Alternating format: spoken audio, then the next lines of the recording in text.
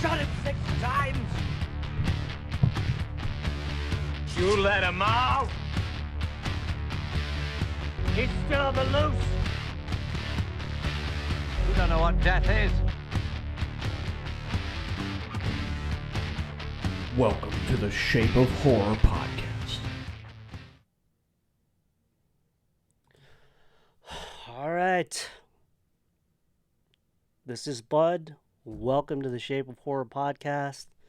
I just got out from the theater. I saw HalloweenEnds. It's going to be quite the conversation piece, I think. David Gordon Green, his trilogy is complete. I'm not trying to sound downtrodden here. I'm not. There's a lot to unpack from this movie, so I'm going to do kind of my brief reactions. So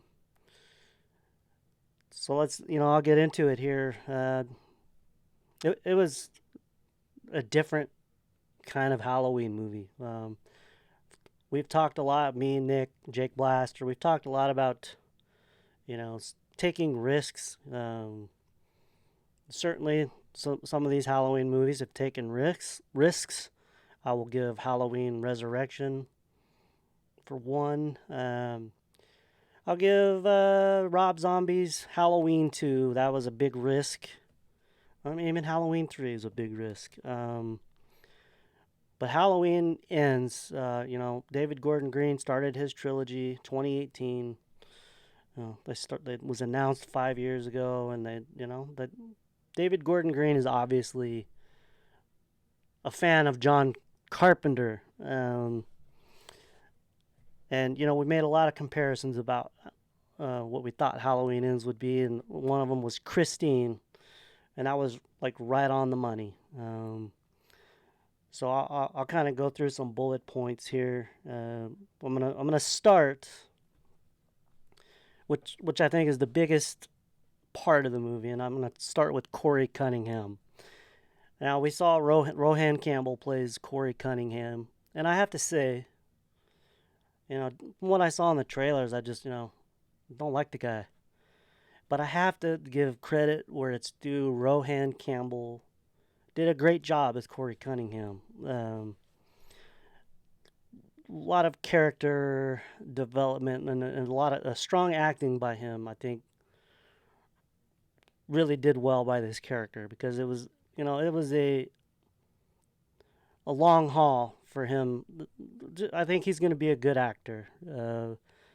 It's tough for the role he had come in. He's a new character in the franchise. We've never seen Corey Cunningham before. So he had the task of not only introducing a new character, but kind of giving some depth and some character development through the movie for a character, which he's the main character of Halloween. So however you feel about that. But Rohan Campbell did a great job. We know in 2019 the movie opens. I'm going to do some mild spoilers. I'm not going to get crazy spoilerish, major spoilers. I'm not going to tell you how it ends or anything. But Corey, he was a happy-go-lucky young person. I think he's 21 in 2019, and he's doing a favor for this rich couple who are going to go to the husband's Christmas, or not Christmas. God, I've already got Christmas on the brain. Like, actually, Halloween hasn't happened. I'm already thinking of Christmas. But they're going to go to a Halloween party function for his job. And Corey's going to watch their 10-year-old son, who is quite the asshole. But, something happens, and Corey's changed forever. And that's kind of... We get a little bit of backstory about, what's happened at Haddonfield. Mild spoilers, you just find out in a news clipping that the Myers house was demolished, which, we kind of thought would happen. It seems like a logical thing to happen, but Laurie's writing her book, and I'm happy about Laurie Strode. Much better performance by Jamie Lee Curtis. She was given a lot more.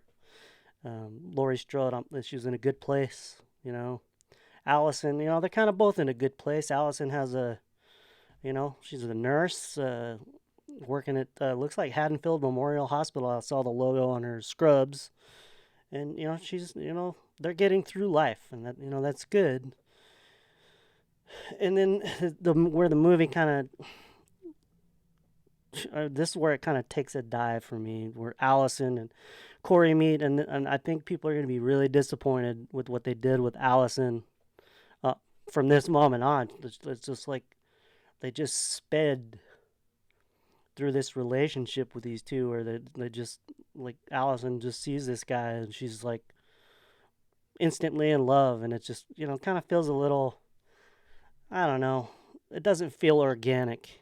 Um, Maybe they should have let Corey come in Halloween 2018 and let this thing build. I don't know, but it just the whole thing with them feels rushed, and it's just from point A to point B so fast. Uh, so people are gonna be disappointed. I think with what they did with Allison. Um, but as we progress through the movie, it's like the first 30 minutes they're kind of really slow. It doesn't really, at times, feel like a Halloween movie to me. It kind of feels like something else. And then, 40 or so minutes into the movie, we get our first glimpse of the shape. When Corey, as you've seen in the trailers, he goes down in the tunnel, has a run in with the shape. And then there's this mild spoilers. There's this just weird moment where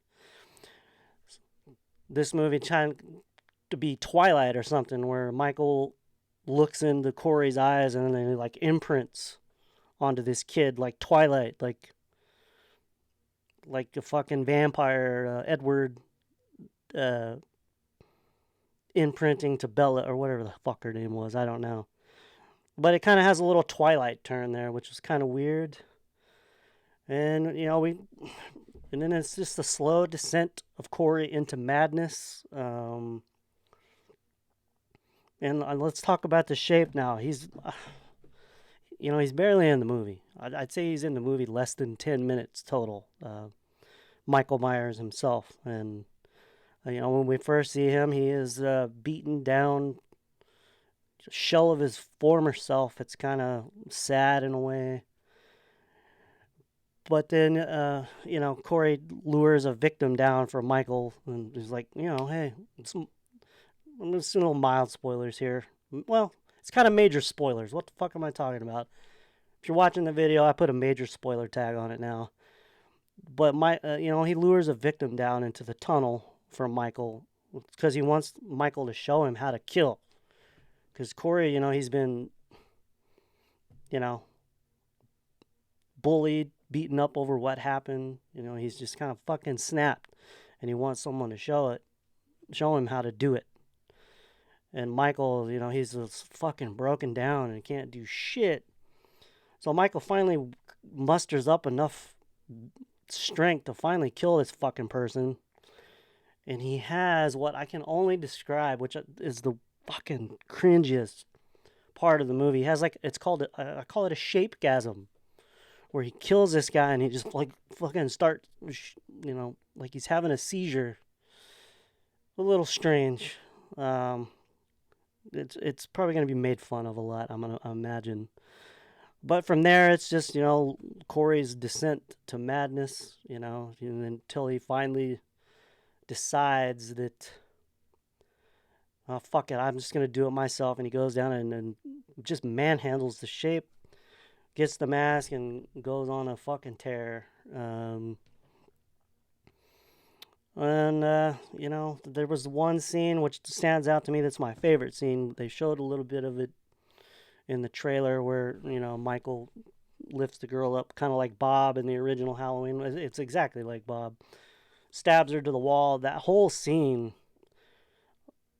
that was the best sequence of the whole movie. There's the doctor and the nurse, they're celebrating the nurse's promotion, which Allison was in line for that promotion, and she got picked over because the nurse that got the redhead, she got the promotion because she's banging the doctor, Dr. Mathis, who, he's kind of a scumbag a little bit. But the best scene was where it was a tag team scene where Michael and Corey had this really creepy mask, and it was just a really well done creepy scene, and they're just kind of working together just for this one scene. And they dispatch of the doctor and the nurse, so you don't really see the doctor die. He kind of dies off screen, but I thought that was a great scene. And then it just kind of like the final act just unfolds really quick, and when Corey decides that he's just gonna do this whole thing himself, and it just like rapid fire all the way to the end. I won't really get into the end. I'll save a little bit of that for another video. But my initial thoughts of Halloween, I'm kind of, to me, there's more bad than good. Not like tilted fully bad. I would say about 40-60 bad to good. The score was really awesome in parts. You get a little whiff of Laurie's theme again, which I thought was nice. And then the movie, they played "Don't Fear the Reaper" in the closing credits, which was a cool little callback to the original, where Laurie and Annie are getting high, going to their babysitting gigs. It was a nice little callback. But Halloween ends when they say it ends. This iteration, it's over. So if they're gonna do another Halloween movie, they're gonna have to either pull some bullshit like they did in Resurrection. It was all, it was the fucking paramedic that they dispatched of in the end, which it's not gonna really work. Or they're gonna have to remake it again, or I don't know. There are things they could do, but that's it. It's over. In future videos, we will really break this thing down. We'll take the David Gordon Green trilogy, all as one piece, break it all down, unpack it, and kind of see where we land. For me, I'll give this movie. I usually, when I see a movie, I start. Every movie gets 3 stars to start, and then I add or subtract from there. I'm gonna give Halloween Ends. I'll give it 2 stars. I don't know if that'll change as time goes on, but I don't want to. Chances are, if you're watching this, you've already seen it. My audience, our audience, Halloween diehards. I'm sure they're watching it on Peacock. You can watch it on Peacock right now. I'm gonna watch it again, probably here in a minute, and maybe see some things I missed. But I'll end it here. If you like Halloween Ends content, horror content, Scream 6, please hit the like and subscribe button. Hit the notification bell so you're notified when videos like this go out. And I appreciate you watching. We'll see you guys on the next one. Enjoy Halloween Ends.